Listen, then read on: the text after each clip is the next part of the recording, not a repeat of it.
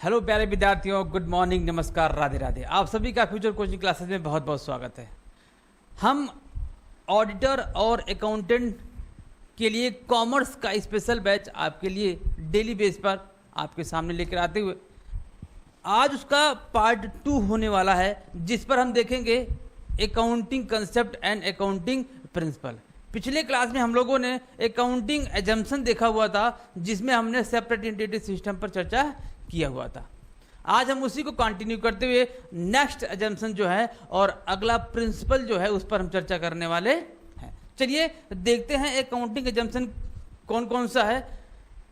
Accounting assumption आपके 4 होते हैं, जिसमें हमने चर्चा किया हुआ था व्यापार की पृथक इकाई की संकल्पना, जिसमें हमने बहुत सारे कंसेप्ट देखे थे और थोड़ा सा उस पर चर्चा करने के बाद हम आगे बढ़ेंगे। ठीक है, इसके बाद क्या करें कि चालू व्यापार की अवधारणा, गोइंग कंसर्न, आपका बड़ा ही इंपॉर्टेंट टॉपिक होता है आपके अकाउंटिंग एजम्पशन पर। तो मैंने कल कहा था कि आप इस पर स्टार लगा लीजिए। स्टार इसलिए लगा लीजिए क्योंकि ये आपका बड़ा ही महत्वपूर्ण टॉपिक होता है आपके पेपर या अकाउंटिंग सिस्टम के लिए। ठीक है, सेकंड क्या है, money measurement. Money measurement assumption, इस पर भी क्या कर लीजिए, स्टार लगा लीजिए। ठीक है, और लास्ट क्या था, पीरियड एजम्पशन। अकाउंटिंग का अवधि संकल्पना जो होता है वो क्या है, आज हम इस पर चर्चा करने वाले। चलिए देखते हैं आज का पहला कंसेप्ट, जो कह रहा है separate entity system. Separate entity system,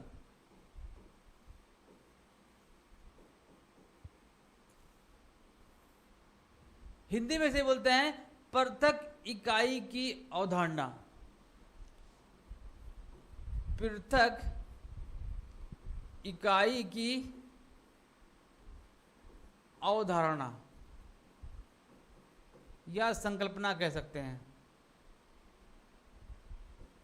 अवधारणा। ठीक है, हमने इसमें देखा था कि कुछ इसके बेसिक पॉइंट होते हैं। जैसे पहला कहता है कि व्यापार का स्वामी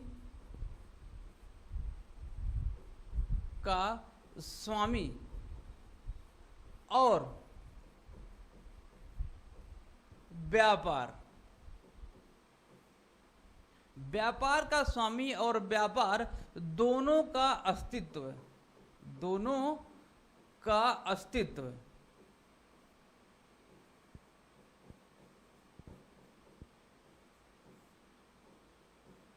अलग होता है। क्या होता है, अलग अलग होता है। ये आपका पहला की पॉइंट है इसका। ठीक है, दूसरा इसमें बताया गया था, पहला तो ये था कि व्यापार और व्यापार के स्वामी का दोनों का अस्तित्व अलग अलग होता है। इसका मतलब क्या है, इसका मतलब यह है कि व्यापार से व्यापार के स्वामी के द्वारा जो कुछ भी अपने पर्सनल खर्च के लिए निकाला जाएगा वो एक्सपेंस में कन्वर्ट नहीं होगा, वो क्या माना जाएगा, आहरण माना जाएगा। इसी कंसेप्ट के थ्रू एक कंसेप्ट निकल के आया, आहरण। क्या निकल के आया, आहरण।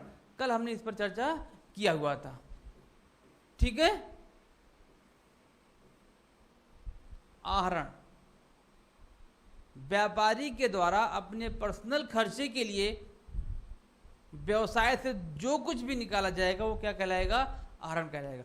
और आहरण क्या होता है, कैपिटल में से फाइनेंशियल ईयर के अंत में कैपिटल में से उसको माइनस कर दिया जाता है। बात समझ में है ना। दूसरा दिखेगा, इसमें जो होता है व्यापारी व्यापार के लिए, व्यापार के लिए यहां पर लेनदार माना जाता है। क्या माना जाएगा, लेनदार माना जाएगा। और उसके द्वारा विनियोजित पूंजी नियोजित पूंजी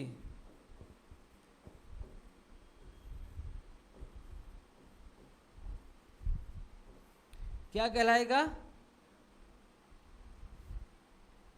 दायित्व तो कहलाएगा।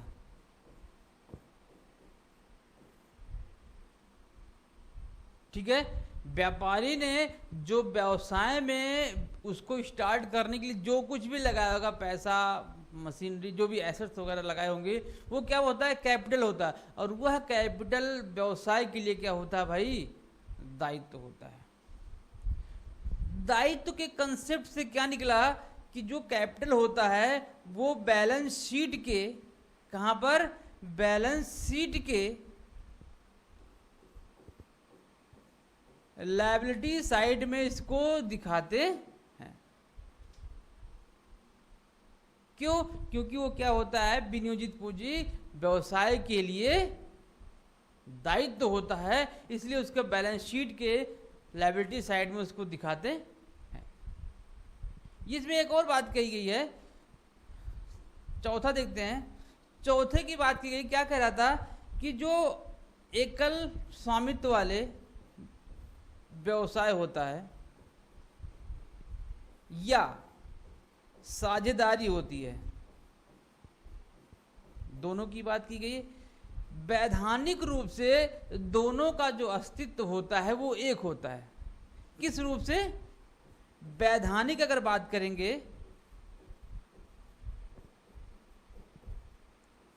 तो दोनों का अस्तित्व एक होगा, अस्तित्व एक होगा।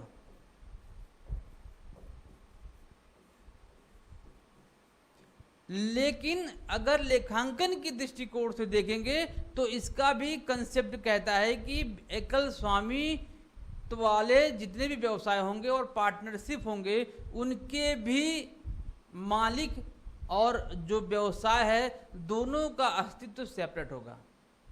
लेकिन अगर लीगली बात करेंगे तो दोनों का स्वामित्व क्या होता है? एक होता है, एक होता है। लेकिन पृथक व्यक्तित्व की अवधारणा कहता है कि इस कंडीशन में एकल स्वामित्व और साझेदारी का भी अस्तित्व क्या होगा? दोनों अलग अलग होंगे।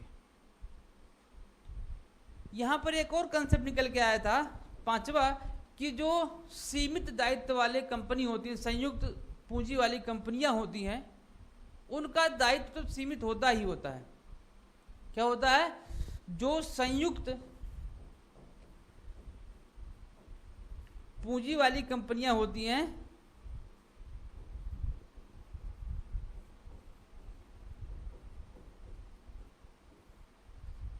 उनके स्वामियों के द्वारा जितना कैपिटल लगाया गया होगा, मतलब जितना शेयर खरीदा गया होगा, उस शेयर तक उनके लायबिलिटीज क्या होते हैं? लिमिटेड होते हैं। क्या होते हैं? लिमिटेड। इसीलिए इस कंसेप्ट में क्या कहा गया है? संयुक्त पूंजी वाले कंपनियों पर ये कंसेप्ट लागू होगा। क्यों? क्योंकि उनके दायित्व सीमित होते हैं, इसीलिए ये इनका अस्तित्व क्या होता है? अलग अलग होता है। और सेपरेट एंटिटी सिस्टम सभी प्रकार के व्यवसायों पर लागू होता है। ये बात आप ध्यान रखिएगा। तो हमने इस पर कल चर्चा किया हुआ था, लेकिन आज हम चर्चा करने वाले हैं आपका बड़ा ही जबरदस्त टॉपिक है, जिसे हम गोइंग कंसर्न के नाम से जानते हैं और हिंदी में से बोलते हैं चालू व्यवसाय की अवधारणा। चालू व्यवसाय की अवधारणा।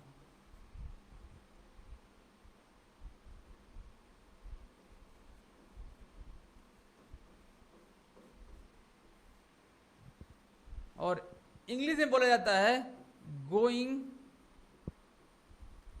Concern concept. Going concern concept इसे बोला जाता है। देखती हैं इसमें क्या होता है भाई। पहला जो है इसमें गोइंग कंसर्न में, इसमें ये माना गया है कि व्यवसाय का जो जीवन होगा, लाइफ होगा, वो अनंत काल तक चलता रहेगा।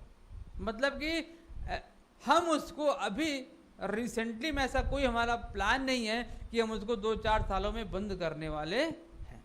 यही मानकर हम अकाउंटिंग में रिकॉर्डिंग करेंगे। जो अकाउंटिंग का प्रोसेस होता है उसमें सारे ट्रांजैक्शन करते हैं। ठीक है, देखिए इसका पहला कंसेप्ट कहता है कि व्यवसाय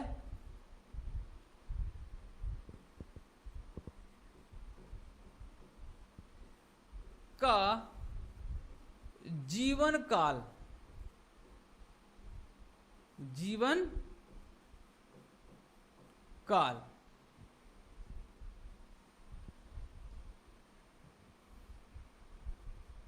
चलता रहेगा। जीवन काल यूं कहें, जीवन काल को कहें कि अनंत है।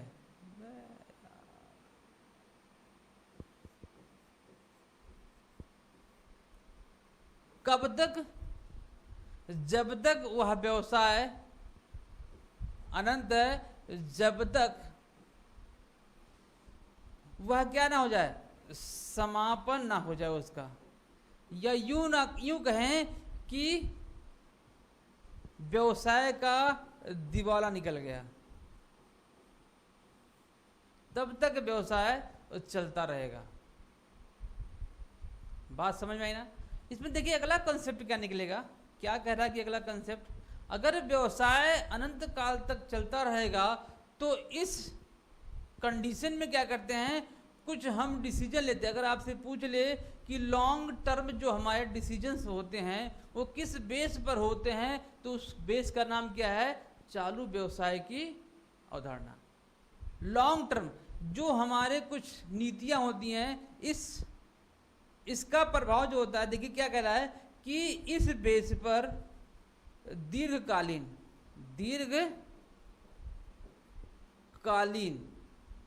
क्या क्या होते हैं, नीतियां बनाई जाती हैं। दीर्घकालीन नीतियां बनाई जाती हैं, या यूं कहें कि दीर्घकाल के लिए लोन लिया जाता है।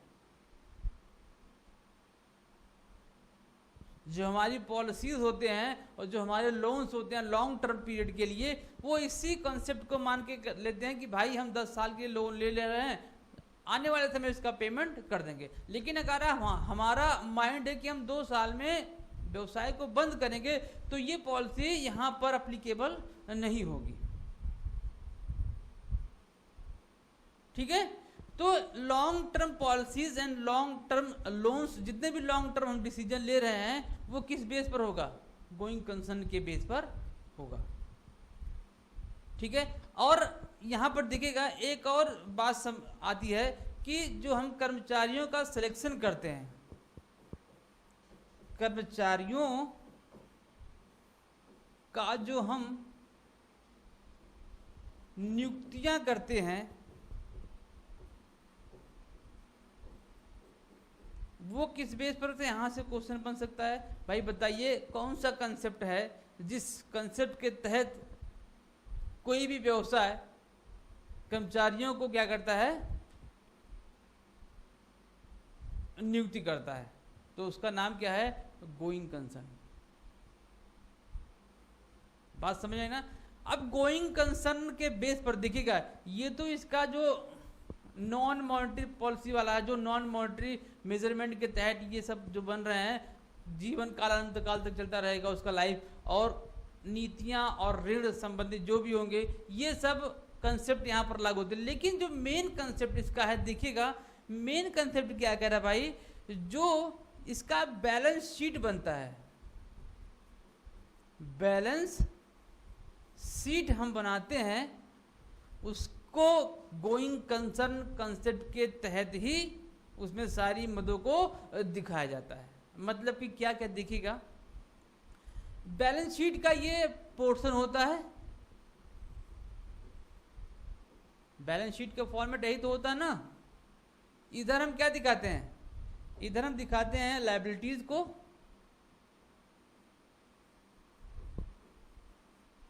ये आपका अमाउंट का कॉलम हो गया, ये आपका क्या हो गया, एसेट्स का हो गया, ये आपका अमाउंट का हो गया। ये 4 कॉलम होते हैं बैलेंस शीट में। बैलेंस शीट में इस साइड में जो हमारे लॉन्ग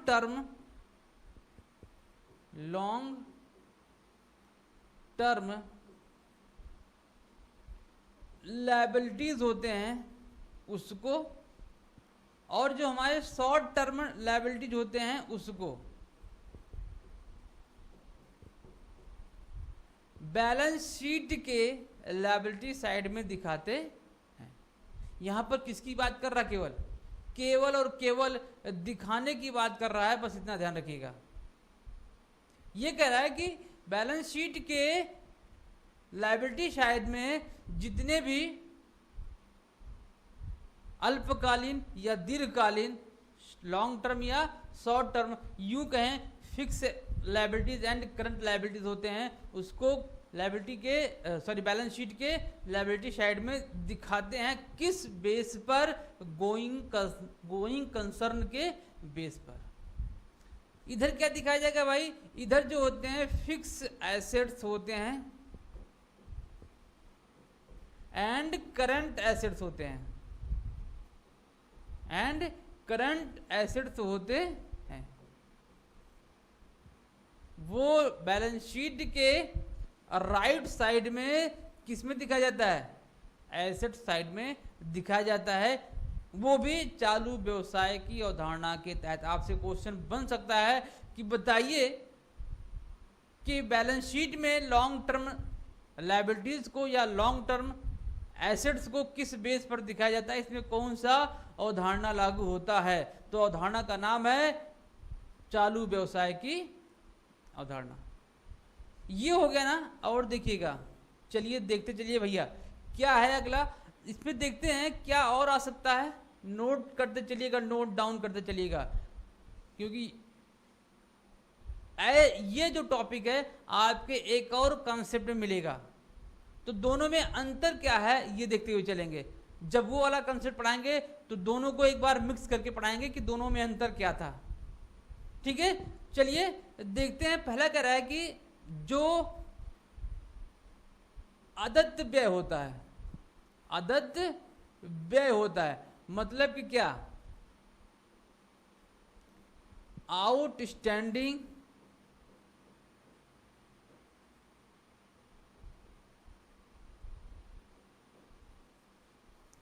एक्सपेंस, आउटस्टैंडिंग एक्सपेंस जो हमारे होते हैं उसको बैलेंस शीट के दायित्व साइड में दिखाया जाता है।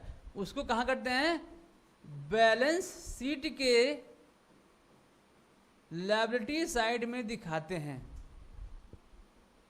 आदित्य व्यय का मतलब पता ना?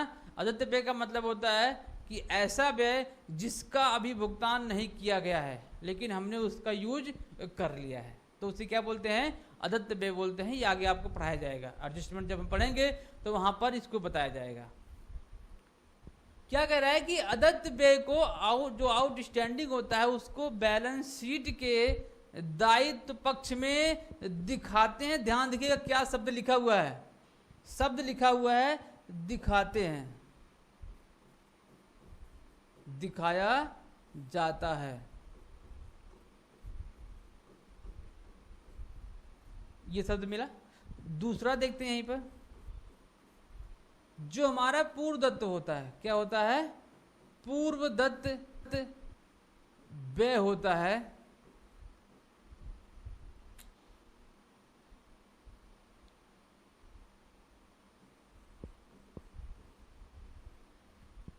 यानी कि इसे बोलते हैं प्रीपेड बोला जाता है, प्रीपेड एक्सपेंस। क्या होता है? इसको भी बैलेंस शीट में दिखाया जाता है। ये कंसेप्ट कहता है, गोइंग कंसर्न कहता है कि इसको भैया बैलेंस शीट के संपत्ति पक्ष में इसको दिखाओ। कहां दिखाओ इसको?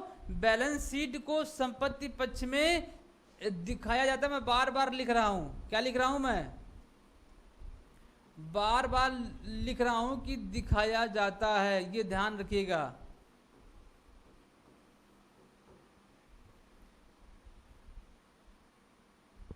प्रीपेड एक्सपेंस को अगर आपसे पूछे कि प्रीपेड एक्सपेंस को बैलेंस शीट के संपत्ति पक्ष में किस अवधारणा के तहत दिखाया जाता है, तो अवधारणा का नाम है चालू व्यवसाय की अवधारणा। और देखिएगा क्या कह रहा है ये कॉन्सेप्ट। एक और इसमें टॉपिक है, कह रहा है कि जो हमारे अनडिवाइडेड अविभाजित शुद्ध लाभ होते हैं, अविभाजित शुद्ध लाभ होते हैं, उसको क्या माना जाता है? उसको संपत्ति मानते हैं।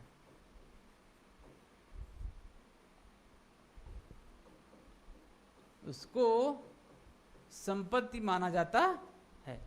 बात समझ आई? अनडिवाइडेड प्रॉफिट का मतलब होता है कि ऐसा प्रॉफिट जो अभी तक हम लोगों ने उसको डिस्ट्रीब्यूट नहीं किया हुआ है, जो हमारे शेयर होल्डर्स हैं उसमें हमने अभी विभाजित नहीं किया हुआ है, तो वो जो प्रॉफिट्स होंगे वो क्या कहलाएगा? ध्यान से देखिएगा, ये क्या कहलाएगा? आपका संपत्ति कहलाएगा। ये बात समझ में आ गई? इसमें ये कहा गया है, एक और कहा गया है, इसमें उन्हीं लेन देनों का लेखा किया जाएगा जिसका संबंध आर्थिक होगा। आर्थिक संबंध वाले लेन देनों का ही लेखा किया जाएगा। आर्थिक संबंध वाले लेन देनों का ही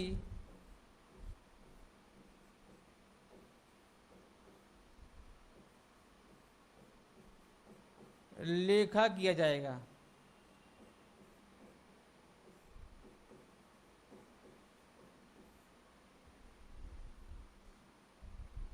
ठीक है? अदत्त व्यय को बैलेंस शीट के लायबिलिटी साइड में, पूर्वदत्त व्यय को बैलेंस शीट के एसेट साइड में। जो अनडिवाइडेड प्रॉफिट होगा उसको संपत्ति मानेंगे। आर्थिक संबंधों वाले लेन देनों का ही लेखा किया जाएगा। ये इसका कंसेप्ट है। किसमें? गोइंग कंसर्न में। और गोइंग कंसर्न में बैलेंस शीट के बारे में चर्चा किया गया है। बैलेंस शीट में क्या दिखाया जाता है वो चालू व्यवसाय की अवधारणा बताता है कि बैलेंस शीट में इसको इसलिए दिखाते। ठीक है? तो ये क्या था? आपका चालू व्यवसाय की अवधारणा था। अगला देखते हैं, अगला क्या है? अगला आपका है मनी मेजरमेंट कॉन्सेप्ट, जिसे कहते हैं मुद्रा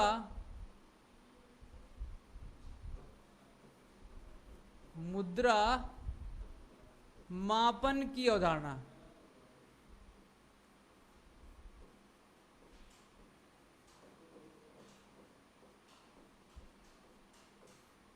मुद्रा मापन की अवधारणा, इसे अंग्रेजी में बोला जाता है मनी मेजरमेंट कॉन्सेप्ट। मनी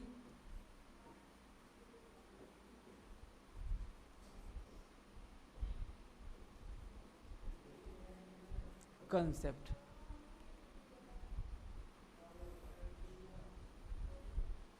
क्या होता है देखिए, इसमें बहुत ज़्यादा डिटेल में नहीं जाएंगे, इसमें थोड़ा सा चर्चा करते हुए इस पर निकलेंगे, क्योंकि यहाँ से बहुत ज़्यादा क्वेश्चन पूछने के चांसेस आपके नहीं है। कभी कभी पूछ लेता है कि इसका लेखा होगा कि नहीं होगा। अब बताते कौन सा लेखा होगा, कौन सा लेखा रिकॉर्डिंग होगा कि नहीं होगा। देखिएगा, मनी मेजरमेंट का मतलब होता है कि जो भी ट्रांजेक्शन होंगे, क्या होगा भाई? जितना भी ट्रांजेक्शन हम करेंगे, जितने भी हमारे ट्रांजेक्शन्स होंगे,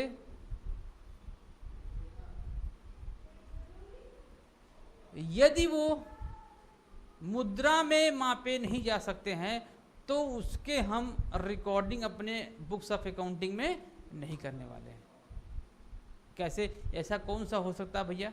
आपके माइंड में आ सकता है ना, सर ऐसा कौन सा ट्रांजैक्शन होगा जो मुद्रा में मापा नहीं जा सकता? अभी देखते हैं कि कौन कौन से आपके मुद्रा में मापे ना जाने वाले ट्रांजैक्शन होंगे। ठीक है? हम उसी को क्या करेंगे, ट्रांजैक्शन जो मनी में मेजर किए जाएंगे। पहला कॉन्सेप्ट यहां से निकल जाएगा, जो भी ट्रांजैक्शन होगा जो मनी में मापा जा सकता हो, मापा जा सकता हो, उसी का लेखा पुस्तकों में लेखा किया जाएगा। लेखा पुस्तकों में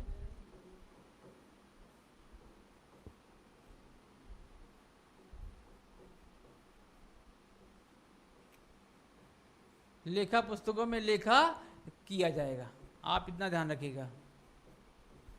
जैसे देखिएगा, जैसे मैं लेता हूं कि एक मैंने एग्जाम्पल लिया,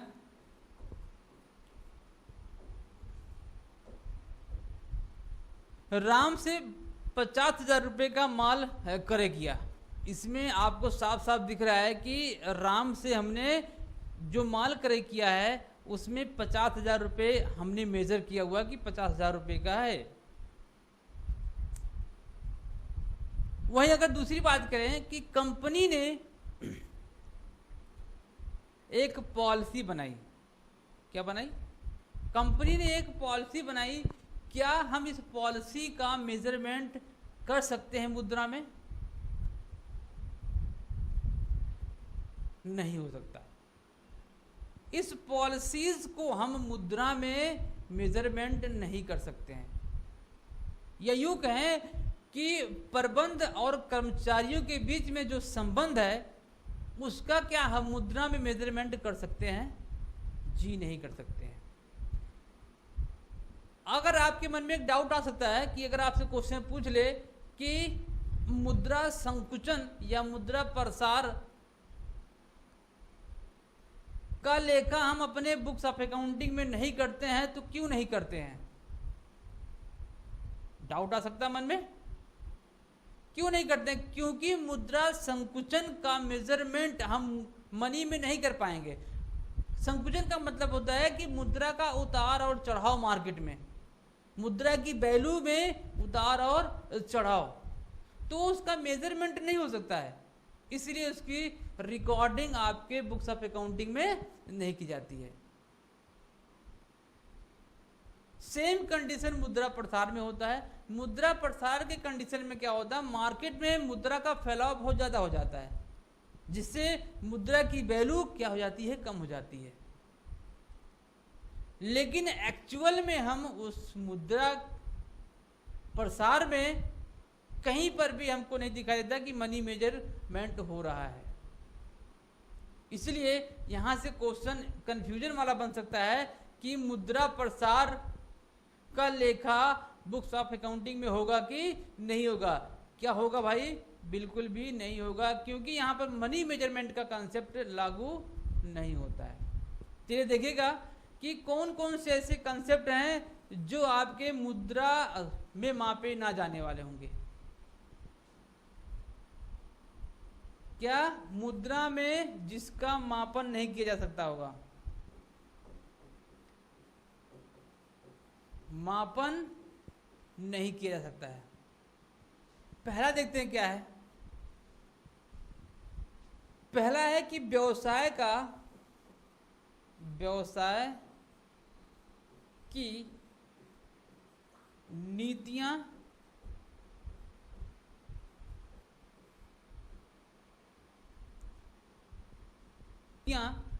या रूल्स उसने कोई बनाया हुआ है, या उसने कोई रूल बनाया हुआ, ये भी मुद्रा में मापे नहीं जा सकते हैं। दूसरा देखते हैं प्रबंध और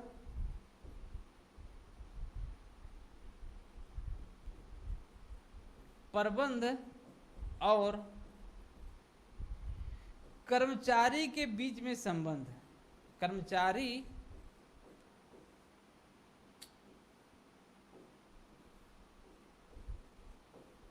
के बीच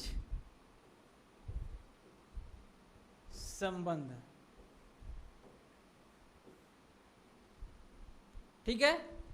यहां और देखिएगा मुद्रा का उच्चावचन, मुद्रा का उच्चावचन। उच्चावचन में क्या आएगा? इसमें आ जाएगा संकुचन आ जाएगा।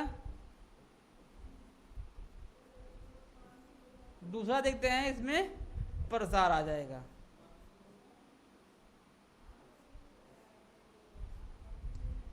मुद्रा का उच्चावचन, मुद्रा का संकुचन, मुद्रा का प्रसार, ठीक है। ये सब क्या होते हैं जिसको हम मनी में मेजरमेंट नहीं कर सकते हैं। ऐसे ट्रांजैक्शन का रिकॉर्डिंग नहीं होता है। क्यों? क्योंकि वो मनी मेजरमेंट के कंसेप्ट को फुलफिल नहीं करते हैं। बहुत ज़्यादा डिटेल नहीं इसमें, बस इतना ही है, बस इतना ध्यान रखिएगा। उन ट्रांजैक्शनों को हम रिकॉर्डिंग अपने बुक्स ऑफ अकाउंटिंग में नहीं करेंगे जिनको हम मनी में मेजरमेंट नहीं कर सकते। ठीक है, बात समझ आ गई ना? चलिए देखते हैं आज का लास्ट एजम्पशन, जो आपके अकाउंटिंग एजम्पशन का लास्ट एजम्पशन है, उस पर हम चर्चा करते हैं। क्या है आपका अकाउंटिंग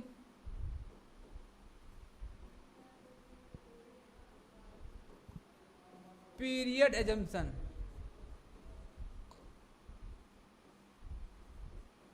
अकाउंटिंग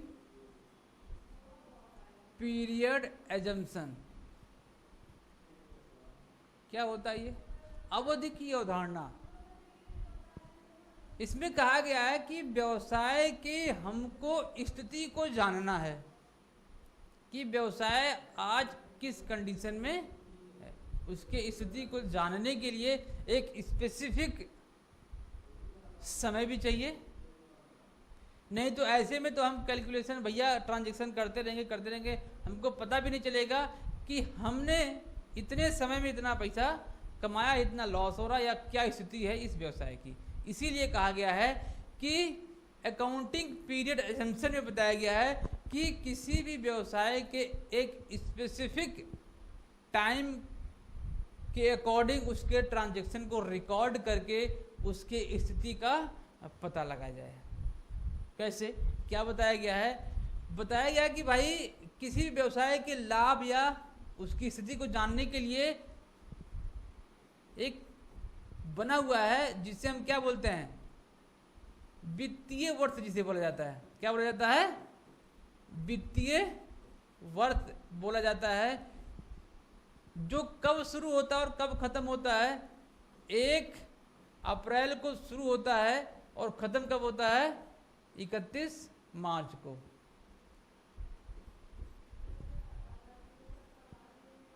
एक अप्रैल को शुरू होकर और 31 मार्च को खत्म होता है। मतलब कह सकते हैं कि ये 12 मंथ का कंसेप्ट लागू होगा। इसे वित्तीय वर्ष बोला जाता है। फाइनेंशियल ईयर से बोला जाता है। क्या बोला जाता है भाई? फाइनेंशियल ईयर इसे बोला जाता है। ठीक है। दूसरा इसमें बताया गया है कैलेंडर ईयर।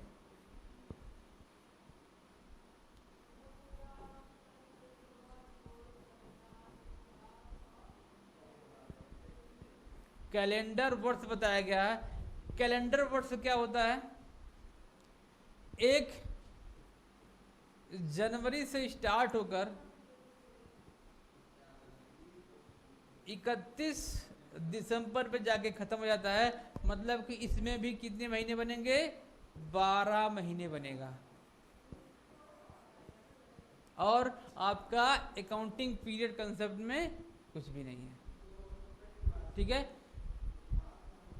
जो अकाउंटिंग पीरियड एजम्पशन में बताया गया है कि जो इतने मंथ में ट्रांजैक्शन हुए हैं उनको ही रिकॉर्डिंग करके प्रॉफिट एंड लॉस या बैलेंस शीट की स्थिति को जानने का प्रयास किया जाएगा। मतलब कि इस 12 महीने के बीच में अगर ट्रांजैक्शन हुए हैं वो अगले वर्ष से संबंधित है तो यहां से इसको निकाल देंगे। अगले वर्ष से कैसे? मतलब सर हो सकता है प्रीपेड का कंसेप्ट अभी हमने देखा। यदि प्रीपेड का आप देखिएगा बैलेंस शीट उसमें प्रॉफिट एंड लॉस में हम प्रीपेड को माइनस करते हैं। क्यों करते हैं भाई? क्योंकि वो नेक्स्ट ईयर से संबंधित होता है, अगले साल से संबंधित होता है। उस 12 महीने के पीरियड में वो नहीं आता है, इसलिए वहां से उसको माइनस कर दिया जाता है। मतलब कि इस लिमिटेड स्पेसिफिक पीरियड में जितने भी ट्रांजैक्शन हुए होंगे उस ट्रांजैक्शन को यहाँ पर रिकॉर्डिंग करेंगे और किसी का रिकॉर्डिंग नहीं होगा। क्लियर? ये था आपका अकाउंटिंग एजम्पशन जिसमें हमने 4 अकाउंटिंग एजम्पशन पर चर्चा किया होता। कल का क्लास होगा आपका अकाउंटिंग प्रिंसिपल पर। क्या होंगे? अकाउंटिंग प्रिंसिपल पर कल आपका क्लास होने वाला है। आज का क्लास टोटल बेस था अकाउंटिंग एजम्पशन पर आपका, या यूं कहें कंसेप्ट भी इसको कहा जाता है। प्रिंसिपल और कंसेप्ट में अलग कंसेप्ट, थोड़ा सा अलग डिस्ट्रीब्यूशन कर सकते हैं। क्यों? क्योंकि इसमें 4 कंसेप्ट बने हुए हैं, उसमें 7 कंसेप्ट आपके बने हुए हैं, और 7 कंसेप्ट को मॉडिफाई करके किया गया, मॉडिफाइंग प्रिंसिपल ऑफ अकाउंटिंग बनाया गया है।